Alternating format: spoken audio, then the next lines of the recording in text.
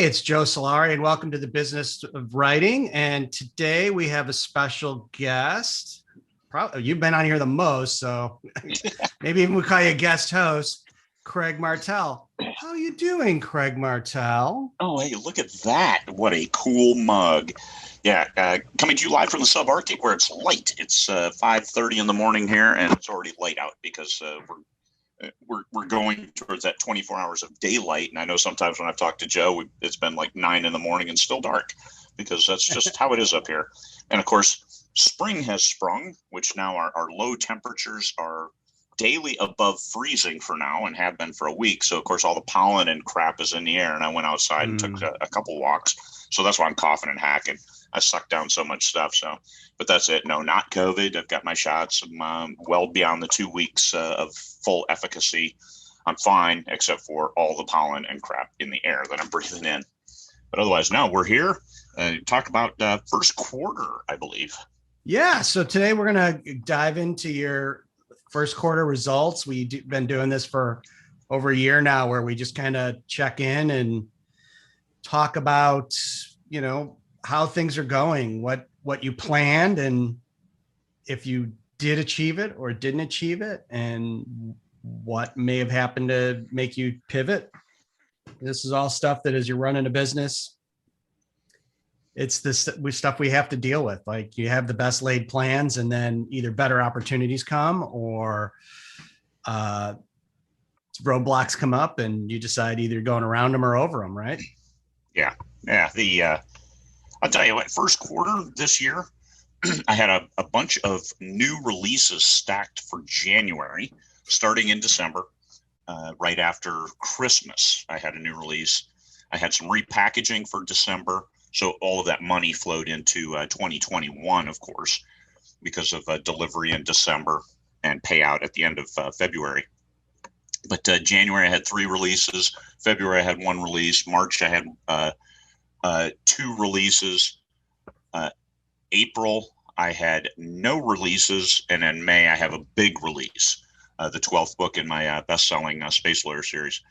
So with those releases and with some other promotions, I'm well ahead. I'm already over 100K after the first quarter. So on track and ahead of last year. And last year was my best year ever.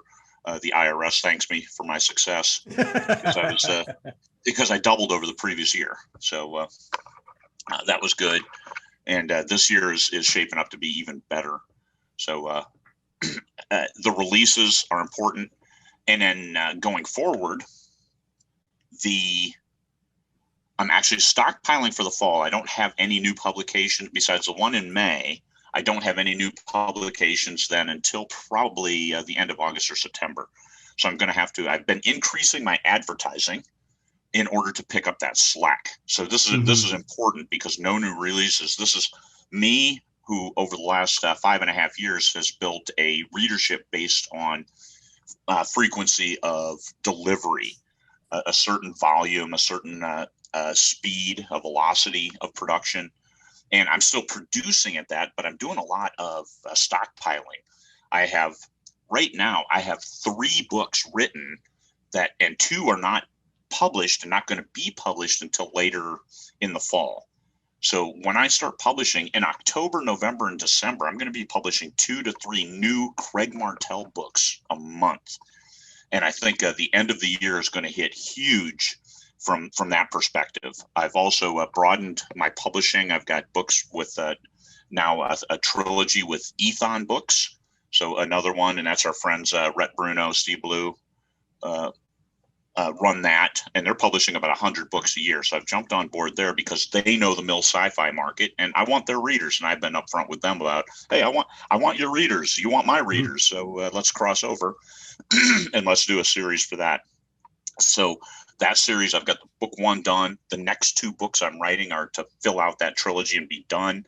I'm not competing with the summer market. That's kind of like trying to push a chain up a hill.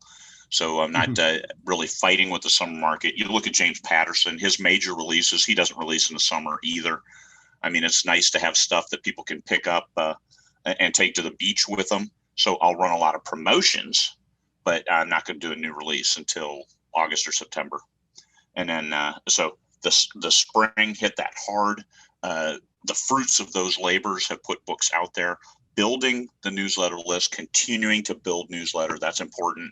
And that's something that I'm going to leverage, because each new person onto my newsletter that I've gotten through advertising is somebody who hasn't seen my 100 and some books in my backlist. So I'm treating these as new and continuing to leverage that. So I'll be able to maintain revenue streams into the fall. And I figure the fall, this is like the make it or break it. If I can't double and triple revenue that's already at a record pace come October, November, and December, then I've missed this my business target. So the end of 2021 review in 2022, we'll see how that worked, and that's the plan, because I've got a great foundation built for military science fiction fans, and also a growing foundation for my thriller. My thriller series is, I published that third book in the middle of March. The third book in that series, I hit the first book, I put it for free, dropped the second book to $2.99 is all. And that series has done really well so far. And there's so much more potential for it. So it's one of those things. You can always sell a good book. This is a good series. It goes a little bit against thriller tropes. However, the readership that it resonates with, it resonates really, really well. So I'm continuing, the sales continue very steady each day. And with each new person, then I get the read through to book 2 and book 3. And it's a great thing to see, especially because I've worked so hard at trying to build this continuity of readership. So as I bring new ones on board and they buy in, then they can pick up a different series. So I see different series doing well each day. And I'll be able to go through the summer, maintain my revenue as it is, just through advertising and marketing. Yeah. So, I was thinking about like last year and the year before that. And one of the things that came to mind is like, so you've gone into some new genres, and some of these were, they were a little risky because you're not known there, and how that has been more successful than stuff that you've done in, going like back 2 years where you were pumping out a lot of books, right? So now you're putting out less books, spreading them out a bit. What kind of lessons did you learn there? And like, why do you think these did well? These are doing better versus those that, we can go back and look at the tapes. We all thought they were going to do well. We thought they were going to do well, and they didn't, right? Like they didn't. No, I think one of the first and foremost is my readership likes me. So these are all books that I've written. I've written 100% of the words. So it changes the dynamic in that I know my words are getting better, and the flow and the pacing and all of that stuff. I've got well over 5 million words published personally that I've personally written, and that you get better with practice. You play golf, you ski. Imagine if you didn't ski for 3 years and all of a sudden, hey, I'm going to go down and take the double diamond. Yeah, all right, nice try.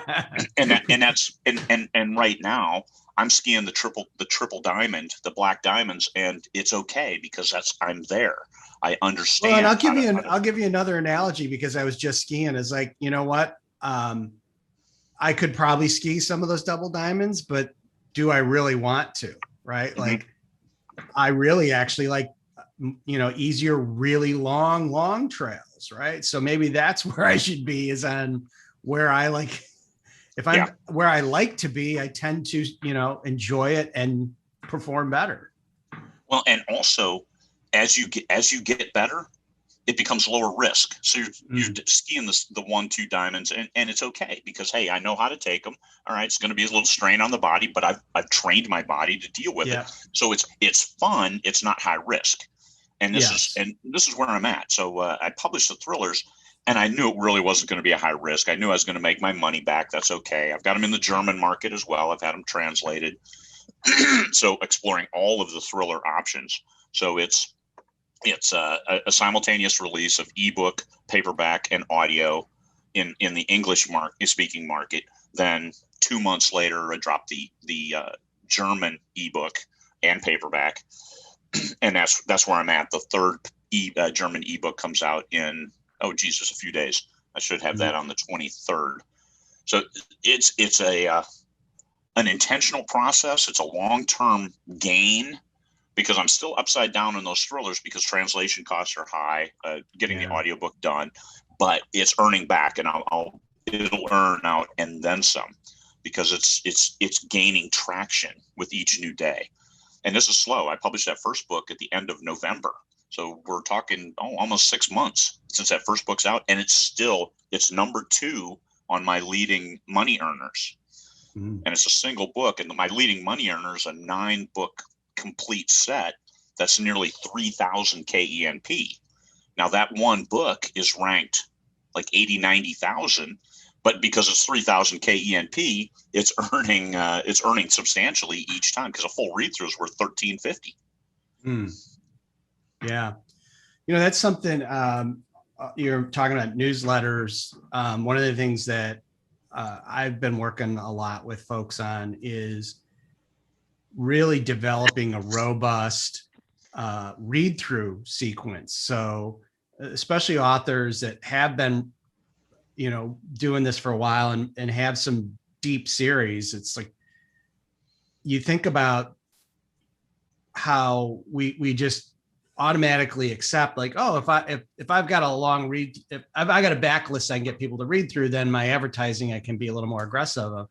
Well, what if you flip that on its head and you said, what if I spend a little extra time helping a reader navigate through that series, right? Because most of these authors, they have trouble thinking about all the books they've got out. So like, what if you really are deliberate in helping them get through it? And what we've seen is then you start to see the results of that guidance, that, oh, wow, I'm getting more people through those series. And especially where you may have some points where there's some hiccups. If you use your emails to kind of massage that and give the reader the right expectation, if there's maybe some character changes or some things that happen.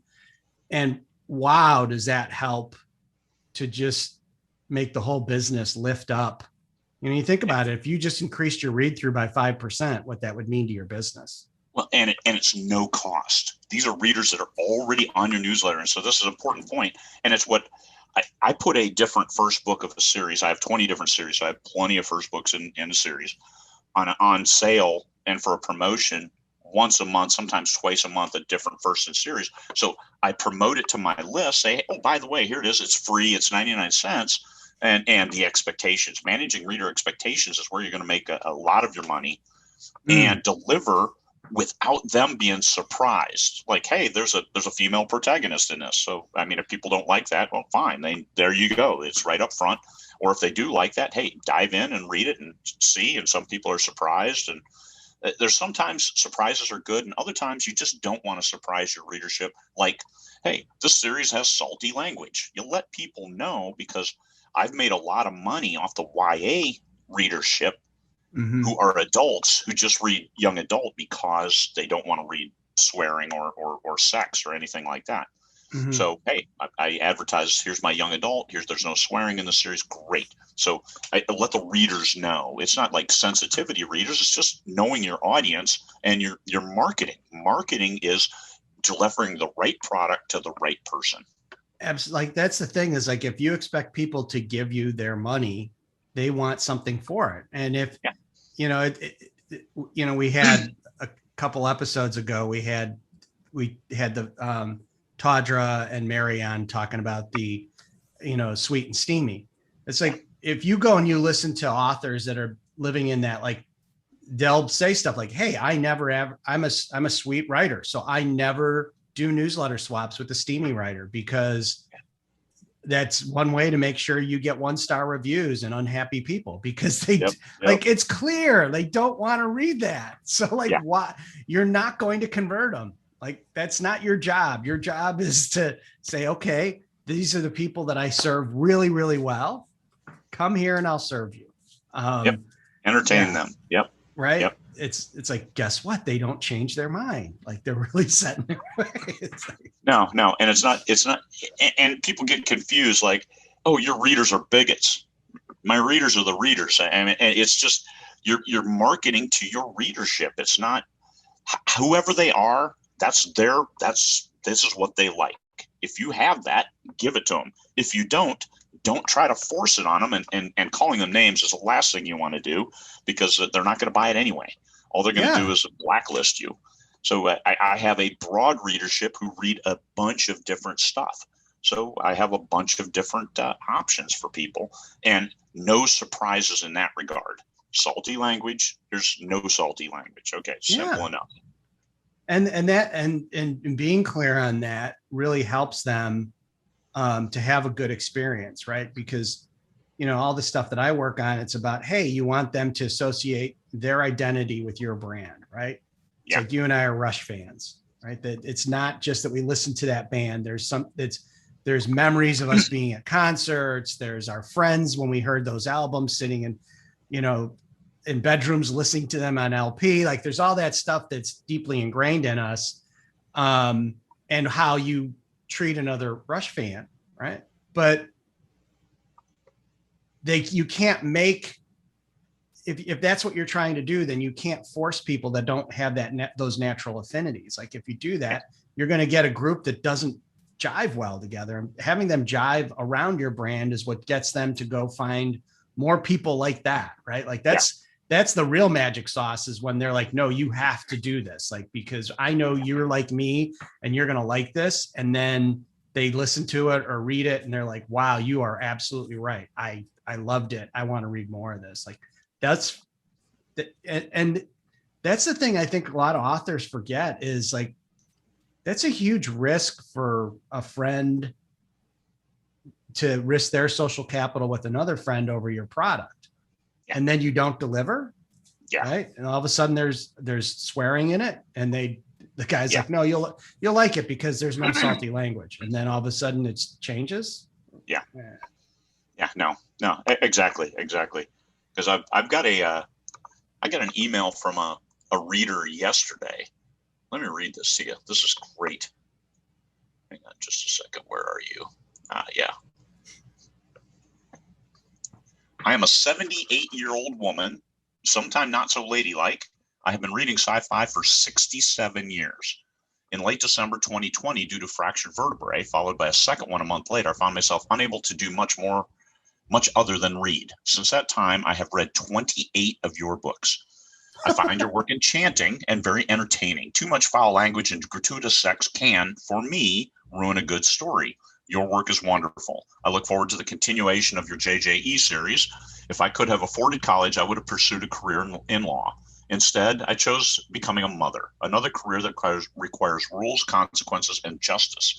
Thanks for keeping this old woman entertained while I healed. You have a strong sense of humor, of honor, and ethic. Too often missing these days. It's appreciated. So, and by the way, I look forward to your newsletter, and I have purchased your author how-to books for my 33-year-old son. He just finished his first sci-fi novel. So wow. There's, a nice letter, 78 years old, and salty language is okay with her, because in my judge, jury, and executioner, there's an F-bomb or five. Not in the narrative. It's always in dialogue. I don't swear in narrative, because I don't think that adds. I think the swearing needs to be situational. It needs to be on target. And generally, I don't talk that way, where I'm just describing something. Hey, it's those are nice trees out there, and they're birch, and they have these birch pollen thingies that annoy people and buck. No, you don't do that. It's just you have to use it just like any good adjective to highlight and drive a certain emotion. So even though I have swearing in there, it's not that much. But still, 78-year-old woman, she likes it. So good on her, and good on finding that reader, who then all of a sudden I found her. Now she's read 28 of my books. That's money in the bank. And she's probably reading Kindle Unlimited, which is perfectly fine. I'm in it for a reason, because they pay me good money to be in it. Well, and the other part there that was, I think, really interesting to me is that she spent some of her money to get her grandson, or was it her son? Her son, yeah. Her son into your fold, right? Slightly different deal, right? Yep. But like, she's, in her mind, there was a direct, like, he wants to write science fiction. Here's a science fiction writer that I like. and he's got some craft and business books. I'm gonna, give them to him as a gift. It's like, Yeah. that Yeah. is, for her, it's a gift and it's something to help her family. But like from a purely commercial perspective, like that's the best marketing in the world. Yeah. It's an extra 5 book sales, and for a good reason. I mean, I wrote those books to help me answer questions for 20 books to 50K. So I could just say, hey, here's the book, as opposed to taking a half hour of time doing messaging or something, because that half hour is lucrative in other circles. I mean, you haven't seen me as active on 20 books to 50K because I'm trying to be more active with my readership. I have a Patreon page now, and I'm happy that I have 4 subscribers, and it's okay. I show them stuff, and it's a different level of engagement. So more on Patreon, less on Facebook. Trying to be more impactful when I jump on 20 books to 50K, as well as with my readership, maintaining that engagement. Still, it's my readership. That is the ones that I have brought on board to the newsletter, who follow me on my Facebook page, my author Facebook page. It's that engagement has a certain value, and it's not like I'm working them to get their money. It's I'm working with them to appreciate following me, because I do appreciate them. I appreciate them sharing the good word, reading my books, whether in a library or whether through Kindle Unlimited, or whether buying it. For sure. And I think that, when I think of the brands, or, the stories that I like to read, the entertainment that I like, I'm not thinking about like, oh, this guy's taking my money. It's like, I'm willingly giving my money so that I get, like, because you're delivering, right? Like that it's the experience that you do. And I think that that's where, when you start to shift your thinking around that and serving people the right way, that you get that result, because it's not like buy my book, buy my book, buy my book. They're at the, like, when's the next book coming? They're not saying, is it going to be the right price? Like, let's negotiate here. Like, this is like you and I going to the car dealer, right? Like, like, they're going to buy it. We're not doing that. Here it is. It's $4.99. It's the same as the last book. It's the same as the last 20 books before it. Just $4.99. I'll let people know if I'm going to jack prices up, and I will eventually. And I did on all my box sets. I raised all my box sets to at least $7.99. And in order to drive the page reads, and also so I could put them back on sale later as I bring more and more readers on board. I've had a pretty successful newsletter building campaign going for a good 9 months now, and that continues to deliver. And we re-energize the ads every couple months in order to bring more people on board, and then keep them on board. Keeping them on board is so critical. So yes, it's good to have unsubscribes, because you don't want people there who have no purpose being there, who aren't going to buy, but you do want your readership to engage. Sure. When you say you've been doing some newsletter campaigns, like what kind of stuff have you been doing, and what's kind of the theory?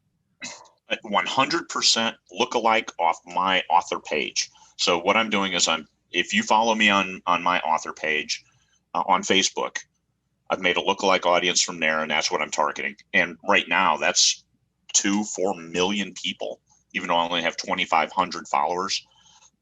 So and since I only have, I've had about 13,000 names on my list. Right now, like 6,000 are active. But those 13,000, hey, if I've got 2 million, there's still a way more people to target. And I hit them, and right now it's like 21 cents cost per click. And by the time I get that click they go through the 5 email onboarding sequence, it's about 50 cents. So I'm getting to a final newsletter subscriber is about 50 cents.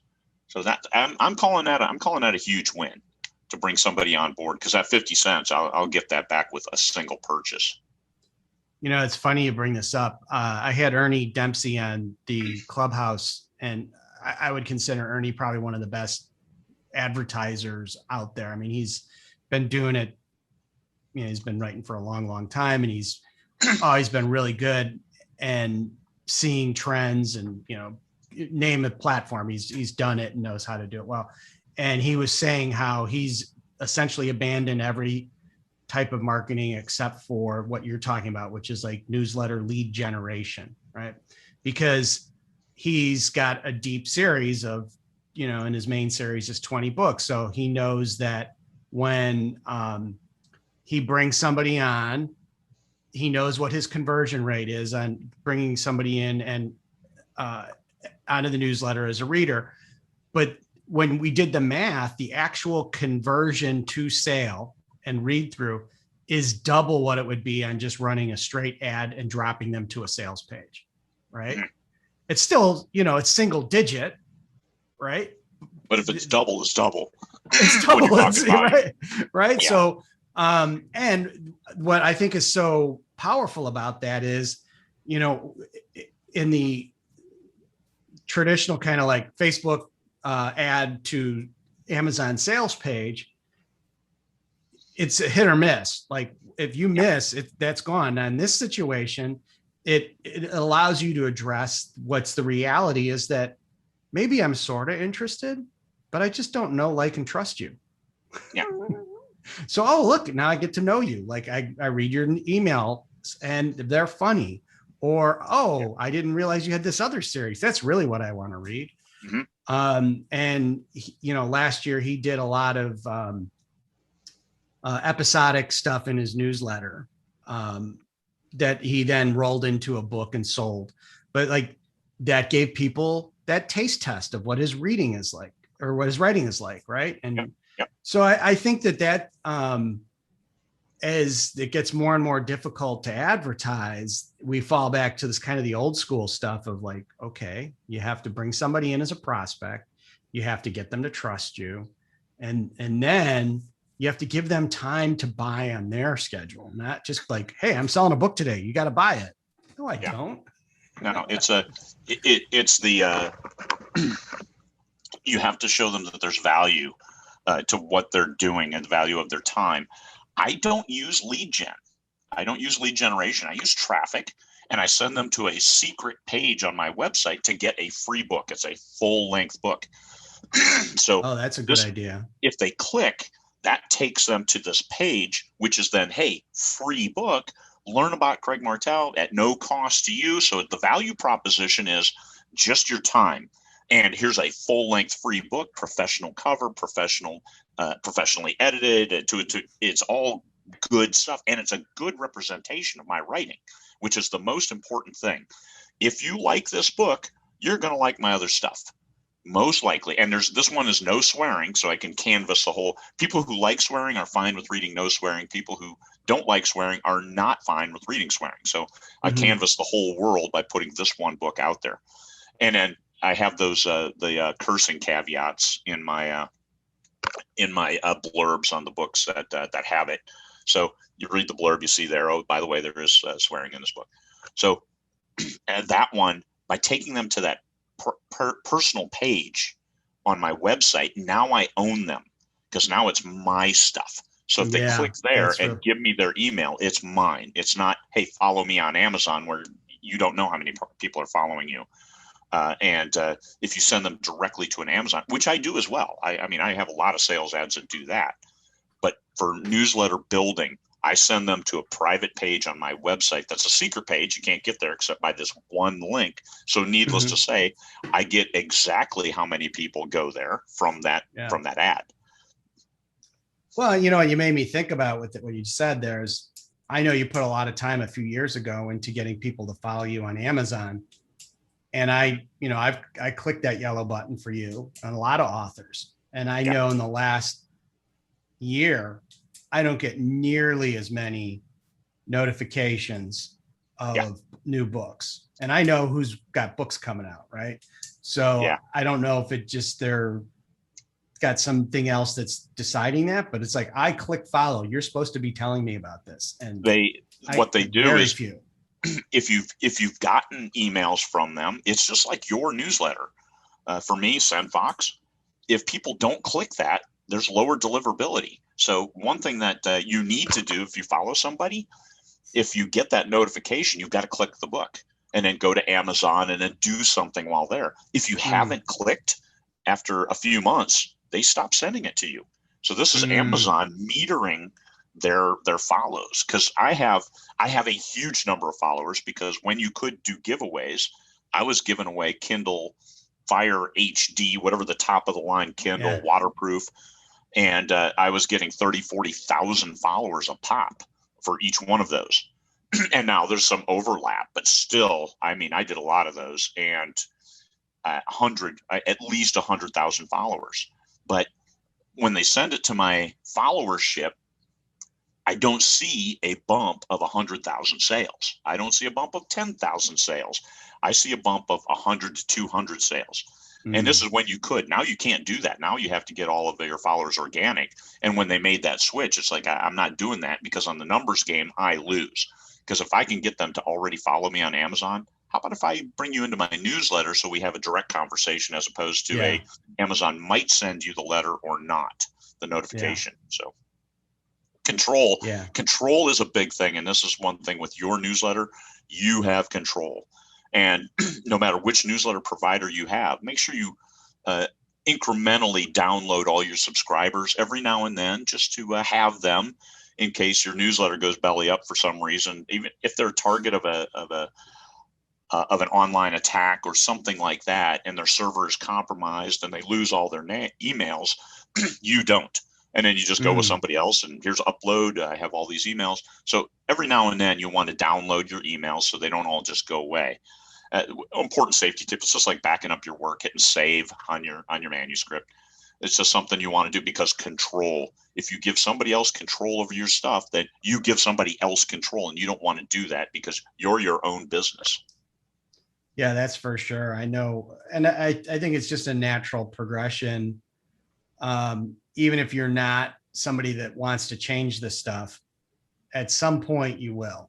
Either you're going to want some other features, or, like so many of us started out in MailChimp, and MailChimp made a decision with their business. They're going to be very e-commerce focused, and it's just like, it didn't fit a lot of authors. So there's a lot of other choices. Or some of the clients that I've worked with that, like, listen, I want to have super sophisticated autoresponders that do all this stuff.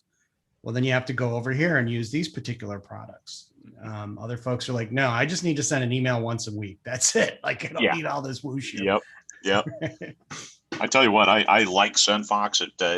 And they add features regularly. When they first started, it was limited, but now they're good. And MailChimp, I was grandfathered in, and I culled my list. I only had like 2,500 on my list, but they said, well, you were grandfathered in for the first like 9 months, and now you're under the new program, which we're going to count for all the old emails, and your bill is $140 a month. I said, $140 a month for 2,500 names on an email list? Get the hell out of here. So I pitched a fit on that. That really irked me. That's not how you do business. I don't care whether they really lost a lot of folks, because I know, like with the brewery, we had we were all set up with MailChimp, and when they did that switch on us, because we were grandfathered in, but they switched us, it's like, we have a ton of names on there that we need, that aren't necessarily folks we are sending a newsletter to. Yeah. But we do send them emails based on their orders, right? Because they said, hey, I want to know when my order's shipping, but I don't want your weekly newsletter. Yeah. Well, we had charged for it. So we were like, oh, we'll go over to Klaviyo, and guess what? You don't get charged. You only get charged for, it's still based on users, not all these different lists. Right. Yeah, that's right. That's right. We were basically double counted. Yep. Yeah. So, and SendFox it's one email. Even if you have it on different lists, it's per unique email. That's what you get charged for. So, and I have a lifetime license of 53,000. So my 13,000, I got a lot of growth before I spend another penny with SendFox. Yeah. And so I made that money back in 3 freaking months of if I had stayed with MailChimp. And I've been with SendFox for a year and not have paid MailChimp. So yeah, I'm in the black big time on those, and a lot more room to grow. So yeah, take care with how you monetize your business, because you're looking at the gross numbers. You have to assume your subscribers are going to go down, and MailChimp lost a lot of people over that. And I don't know if they're still, I don't even see anything from MailChimp hardly anymore.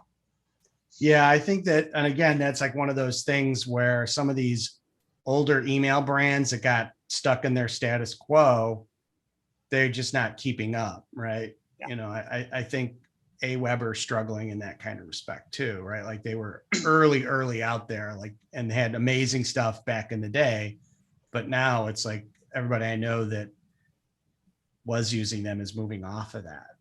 Yeah. So at some point, even the folks that are just like, I am not switching, it's like, oh, I have to switch. Yeah. Right? Oh yeah, I was the same way. It's like, there's no need. I'm using, because I had already bought SendFox, but not the full 53,000 names, and was incrementally switching. But once they started charging me $139 for 2,500 names, that was a get the hell out of here moment. So yeah, that's crazy. Like, you know, I'm with Kartra, right? And I got in a deal with them. It's $150 a month, but it not only is it the email server, it's landing pages, it's a calendar. I mean, it's a full like suite of everything I need, and it tracks people. You know, it's meant for people. It's got a membership site. It's like, so to think that you're going to get $150 just to send out emails. Yeah. Yeah. Sorry. Yeah. When your competition is going to eat your lunch. All right. Well, and I tell you what, as part of my my website, I had a complete website redesign done by Mod Farm Designs, and they will add in unlimited email management for $25 a month. Yeah. So I can have unlimited names. Pretty, yeah.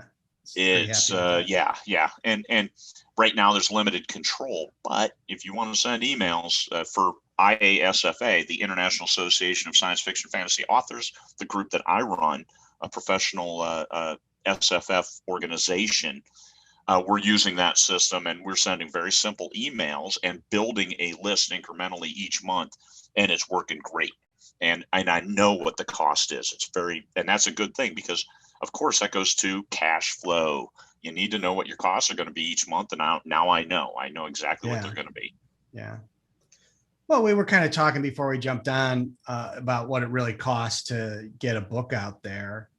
And, you know, we were talking specifically about books, and you kind of mentioned, well, and also some of the, added stuff. But yeah, when you take like, okay, you get a domain name, you get an email service, and if you're starting, I do think that you're probably going to have to do something to build your list like Story Origin or Book Funnel, right? Yeah.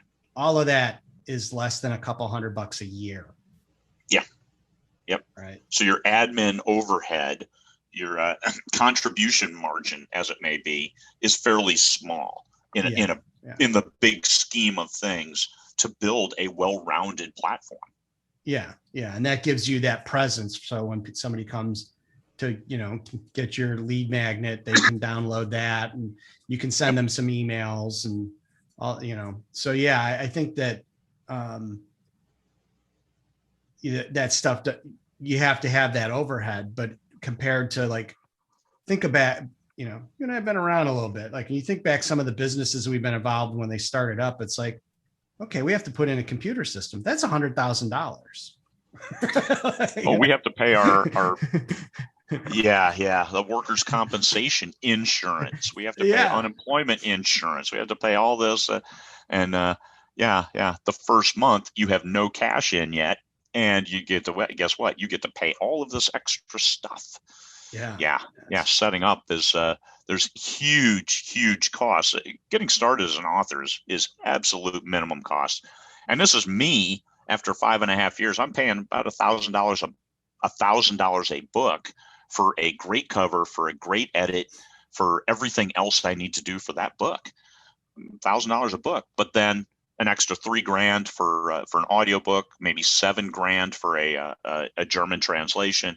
And all of a sudden, hey, a book will cost $10,000, $11,000, but this is That's the total cost of ownership. Everything after that is revenue for the long term. I mean, my German translations haven't earned out yet. My audiobooks are getting close in a lot of them. I've only have about 80 audiobooks. So I do have a number that have earned out, and that's all gravy, but it's a continuous revenue stream through multiple platforms, because I've got books published through Tantor, through Dreamscape, through I only have a couple through Podium, and then a lot through ACX. And ACX, hey, we pulled them. So now I've shifted a number of series over to Find Away Voices in order to get into Chirp, which is BookBub's audio program. So they'll put one on sale for $5, and all kinds of opportunities, all kinds of different revenue streams for audio. Because once you have it on audio, there it is. Once again, it goes to ownership and control. Even if you're with ACX now, all you need to do is stay with them for 90 days. You went through the whole process, the contract, the narrator, but you can get out of that with an email saying, hey, oh, by the way, I'd like to get out of my my exclusivity contract with ACX. And there you go. Go over to Find Away, go over to Publish Yourself. I actually have a book up on BookFunnel right now that's getting the quality control check. And then I'm going to publish it. It's going to be exclusive from BookFunnel, their paid audio service. So I'm going to put it up myself for like $4.99. There you go. Get an audio. It's my Leader Within book. So it's about 3 hours. But hey, exclusive from BookFunnel, which they have an app for the phone. It's amazing. It works seamlessly, just like you want it to. So I did that. I think I may have talked about it in previous shows, but like with the Advantage book, I went and had it made into an audiobook. And I found somebody on Find Away Voices, got it set up. I had been talking to Damon for a while, so I was in the beta program. I put that up, and I earned back my audiobook fee, direct sales on BookFunnel before the book actually showed up on Amazon, right? Because I also did wide distribution through Find Away. I do everything through Find Away. So, but by the, in that same process, I'm like, well, I'm going to also sell it direct on my website. Damon had given me some tips on how to, price it so that it would be really attractive. And I used my list and all that fun stuff. But because ACX and Audible is so backed up to get stuff out in the time that it took just for it to get through their process, I'd already made my money back direct. Yeah. Yep. Right. And those are names I have on a list. Yeah. So. I've got a nice audio list. I've sent them 2 emails in the last, I think 16 months. So it's time, as soon as that book goes live on BookFunnel, which is probably next week, I'll hit my list again. I'll download everything because I have a free audio on BookFunnel, and that's all exclusively for building the audio list. So take my audio list, which is, I think, 1,500 people now, and send them an email and see if I can get a couple hundred to download an audiobook for just $5. And it's a good one too. It's a good book. Yeah. And there's fun stuff you can do. Like you can, if you're open to recording your own voice, not that you're going to necessarily read a book, but if you just want to send them like a short message, you can use BookFunnel to do that. Right. And put that, hey, if you just want to listen to this email, I've read it out and it's here in BookFunnel. Right. And because you want to get some readership increases, like, well, maybe I'm not going to read your long email that you sent me, but I'll listen to it while I'm walking the dog. And I've got the app on my phone already.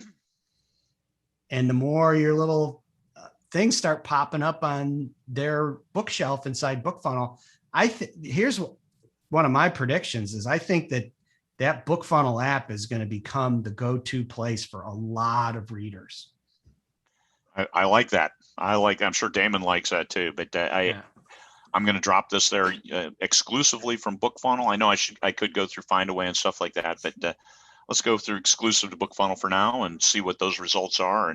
And I'm perfectly happy to push that hard through that venue, as well as run ads on Facebook to send people over there to get it exclusive. I mean, who doesn't want an audiobook for $5 or whatever it might be? No, it's a brilliant idea. So we could be on here for hours. So Yeah. what is wrapping up the kind of the Q1? I know you said things are like better than they've ever been before. Is there anything you're looking for, or that you looked at in Q1 that surprised you, or was a change from your kind of your initial plans, or Some curveball you affiliate didn't income expect? came in a little higher than I expected in Q1, but generally the strong sales and the continued building of my newsletter, it was a surprise, but not a surprise because so much intentionality went behind building the platform from which leveraging building a pyramid. So the first foundation is done. We're keep adding, and it's all growth. Every new book is a new opportunity to get new subscribers into any of the old books, and marketing them individually and through my newsletter and nice letters from 78-year-old women who are reading my books. That's great. That's what I'm looking for, and it doesn't get much better than that. Continued growth through intentionality and your newsletter, like you said with your guest, it's this is where you have the most control. You can send them to an Amazon page, or you can hug them and hold them close and just talk to them about your books, as opposed to here's a sales ad. Yeah, and one of the things I've always said is like, if you're an author, your customer likes to read. Okay. So the reason they're not reading your emails is because your emails suck. So your emails aren't interesting like your books. Right. Yeah. So, think about how you can make them interesting and exciting and something that somebody wants to read and that they anticipate. Like with my my newsletter, I've had people write me like, hey, something went wrong, I didn't get it. Right. Like they're expecting it every Saturday. Yeah. And that's taken a long time to develop, to get that level of anticipation and engagement. But it was deliberate, right? Like, but if you think that you're just going to get away with doing the bare minimum, and understand everybody else is doing the bare minimum, so you just look like everybody else. Yeah. You got to take it and you have to make it about whatever your brand is, right? And that's good. And if you're an author that doesn't like to do like what you do, which is share a bit of your personal life, then don't make it all about your story world. Yeah. Be interesting. And it doesn't have to be you being interesting. It's interesting stuff that's interesting to you, because if it's interesting to you because you write, it's probably interesting to your readers too. Yep. Yeah. All right, man. I'm trying to think what else we need to cover on this one. I think we're good. Yeah. Build a plan. There's a lot to be said for a plan and executing incrementally. And you'll realize the cash flow, because the big January, the big February, that cash flow came in handy because I got axe murdered by the IRS. I thought I was paying properly. I thought I had enough expenses, and I did not. So the IRS took a monster chunk out of my ass 5 days ago. And I did my taxes early enough that I set it for April 15th payday, even though they then extended it into May. So I could have stalled for another month, but why? I already paid. I had the money there. But so that chunk of ass is gone, and we're on an even keel. And then June 15th, we get to pay our next estimated tax, which of course is 4 times what it was last year. So hey, good on me. IRS loves me. Yeah, those are high class problems. I mean, yeah, those are first world problems. Yeah, right. It's like, no, really, that's what you want to be. You want to be bitching about how much you pay in taxes. That's a good place to be. And as my dad says that, he says, we're not paying 100% tax rate. So if you make an extra $1, even if you only keep 10 cents of it, you've made an extra 10 cents. So you're not paying 90%. So if you're paying taxes, it means you're making money. And if you're not, well, then you're doing something wrong. If you're paying taxes on money that you don't have, that you haven't made, I mean, if you didn't put it away, well, that's your problem. But if you don't have it because you never made it and you're paying taxes on it, then that's a completely different issue. Then you need to fire your tax man and fire yourself for doing your own taxes, because you have failed as opposed to because you shouldn't pay in more than you're making, no matter what. Mm. Yeah, no, it's really great to hear that you've kind of figured out some ways to do, less of the stuff you don't want to do and make more money. Congratulations. Yep. Yeah, that's right. In my own books like this, I'm going to go a 3-month period without publishing a book. I'm writing the books, mind you, just not publishing one, and I'm okay, and I'm going to be okay, and I'm going to make my estimated tax payments without publishing a new book, and it's because of all the foundational work that's led up to this, as well as I always try to improve my writing. I'm writing a short story now this was picked up for Bain, for an anthology that Bain will publish. And I'm looking at it. I'm like, this is good. This is a good story. This is engaging. This is hopefully gripping enough, and won't get butchered by their editors. So I have high hopes on it. It's like I kind of get this, and I enjoy writing, and everything else that I do. My escape is the writing. I love to write the stories. Still, 5.5 years later, over 5 million words later, there's plenty of stories left to tell. You should never run out of ideas. That's for sure. And I think that, by the way, it's not that this is a big deal for you to see snow snowing at this there time of year. I just looked out the window and there's a very light snowing. They said it was coming, but it's like,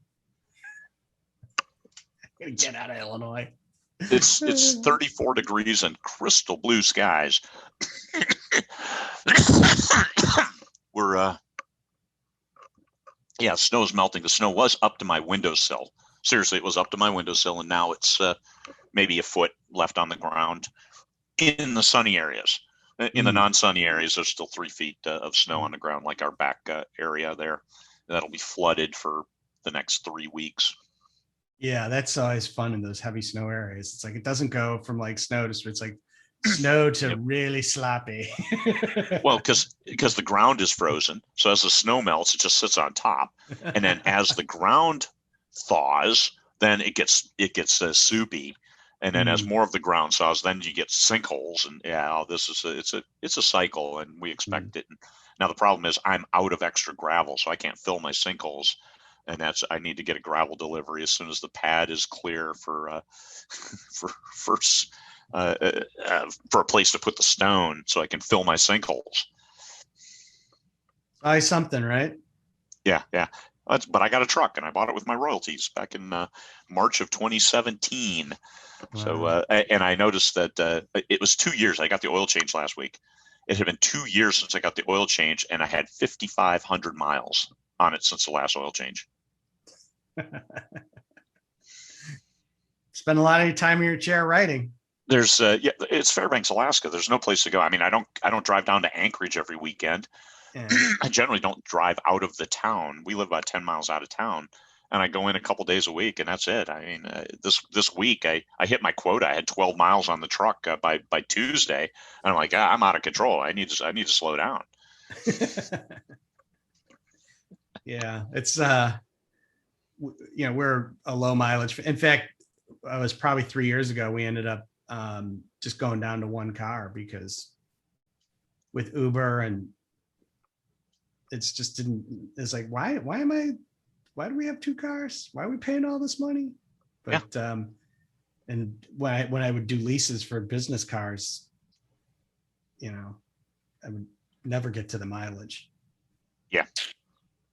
Yep. Anyhow, well, this has been great. It's always good catching up with you, and I'm a few days away from booking my tickets to Las Vegas. Good deal. We'll see you there. You've got a couple sessions, at least a couple sessions planned, as well as I'm sure you're going to do a bunch of one-on-ones.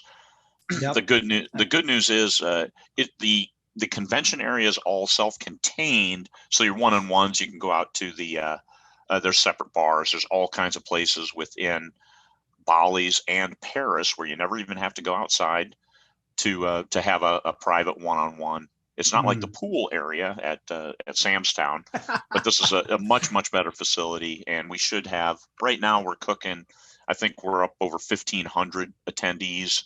We're looking for Awesome. 2,500, so we've got a lot of room for additional people to sign up over the year and then come to Vegas. So get your tickets, get there, because airplane prices are going up.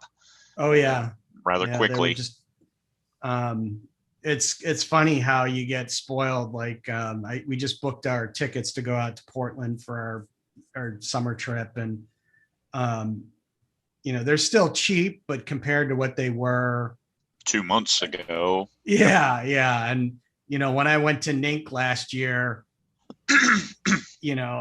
well, first off, I was using a whole bunch of credit that I had because I canceled a trip to New York. So I had New York tickets during the week, which was quite a bit. But I mean, basically, they were just charging you the taxes. Like it was crazy how cheap it was to fly. Yeah. Well, and I'll see you in NINC, man. I'll be there this year. Yeah. Yep. That's all booked up. So if you were hoping to get into NINC and you can't get in, looks like you have to go to 20 books if you want to go to a conference. Better, different conference. Let's go different conference, different vibe. Both are really valuable shows to go to, but they've limited the number of people there. I know there's a lot of folks that are unhappy about that, but and I think they'll expand and open up. But I think the Trade Winds is fairly full. That fills up fast. Yeah. So people may be able to get a ticket, but they may not be able to get a room. So I mean, that place is, there's people vacationing there, so it's like it's not like we're the only show that's going on. There's like folks hanging out with their family, and so I know. I booked a suite early, one of the big suites, because I wanted to meet with some of the vendors and things like that while I was there. Good call.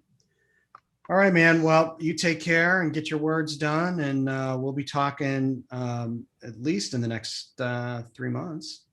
Do another one of these. We'll talk to you then, man. We'll see how things are going. I expect we'll stay on the same trend, and by the end of June, we'll still have more good news to report, with hopefully not a big nosedive in June and July without publishing new stuff. So we'll run some sales, and it'll be fine. Well, that'll be good for people to see how you get through one of those phases. Yeah. All right, man. All right, man. Good talking to you. Peace.